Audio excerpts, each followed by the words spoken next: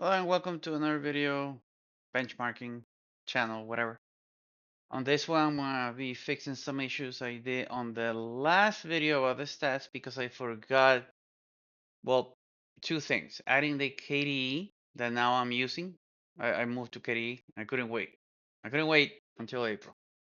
And actually putting the proper DLSS here because on Cyberpunk especially, there's the DLSS with DLAA and there's just DLSS quality. And you both know that there's a chunk of a difference between them. Okay. On the last video, I actually didn't even mention. I just said DLSS. I think DLSS quality, or I just like copy pasted the thing here because on Hitman and Shadow of the Tomb Raider, it's actually DLSS quality. But on Cyberpunk, you got the option of DLSA and DLSS quality. So now I did the additional Cyberpunk quality test with the 5080 to downgrade, reboot, all that. And then I came back and tested here, and then I tested here again. Holy mother. That's why it took me a day to do this whole thing. Life event, family, all of that. So here's the recap of the whole thing. When I was on X11, meaning 2504, I tested, you know, Cyberpunk with no DLSS at all. You got me 23 with DLSS, but the DLA that it has 41.78, and that's the only test that I was only able to do because I upgraded to 2510. That's why you see from this up that it has a DLSS quality, not the X11. But you get the gist because the moment that you upgrade to Wayland, meaning uh, on the 2510, we start seeing this jump. So with DLSS, with the 5080, with DLSS DLLA, we get 42 FPS. If we go to quality, we literally jump a bunch. Okay. Same thing here, and you can see the effect on KDE and all that. Okay. These are the only ones. Cyberpunk is the only one that has DLLA and DLSS quality. The other ones are just quality. That's why you see this empty space in them. Okay.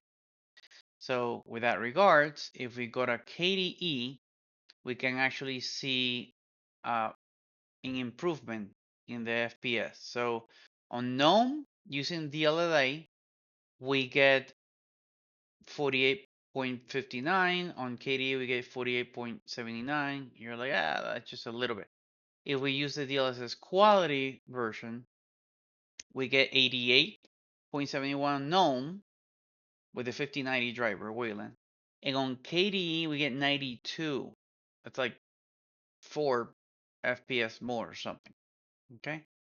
Let me see where we're getting this information. So let me drop this here and let me just copy this here. Sorry, so I can have it as reference for the future. And this is just basically I go here and do that. Okay, so we're getting 3.98 FPS more than Gnome on the same um, with the same settings, and we're getting 6.7 against the 5080, and we're getting 3. How the hell did I get this 3 here? Oh, let me see. Okay, sorry for that. This one's, yeah, I got them all mixed up here. Just delete this, and it's a quick solution here. We check this one, which is the only one that has DLSS quality, and then we go to this one, which is the other one that has DLSS quality. There we go. Because the X11 didn't have one. So with this 5080 driver, we're getting 6.7 more on KDE, and with a 5090, same KDE base versus Gnome, we're getting 3.98. Meaning KDE is much better at the FPS in general. Okay. Maybe not by a lot, but 4 FPS is good. 6 FPS here is good. If we check Hitman, then on Hitman we actually get more. So with the Hitman, here we're comparing against X11, we're getting 10. But do know that here we have the 5090 driver and the 5080 driver here. Once we jump to the 5090 drivers, then we get this 2 FPS. So KDE has 2 FPS more than Gnome. Same thing here with Shadow of the Tomb Raider. We're getting that distinct 6 FPS more on KDE and 5 FPS more on KDE without DLSS at all. Okay, I'll be putting this on the link so you guys on the description so you guys can actually see and compare it. And copy it again for all the tests here. There were done 3 tests and we got the average. So we did the 3 tests.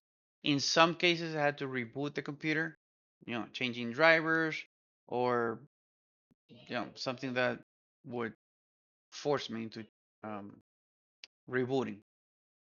And that's about, let me see, that's about it. Yeah, so overall, KDE has a much better FPS record than Gnome. And what's more curious is KDE's is a more complex. It gives you a lot of more freedom, and you would expect that to be more complex and have an impact on the performance. And here's the opposite. So you get more freedom, more power. Actually, it's more responsive, by the way. The windows are much more responsive.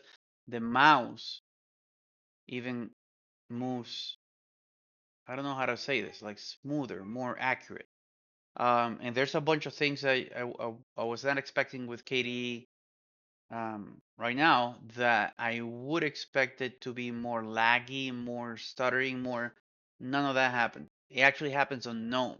That just tells you a lot about a KDE community-driven decision-making thing here. Which, by the way, it has an awesome bug tracker. And no, that's all I'm saying. Okay, thank you. Bye.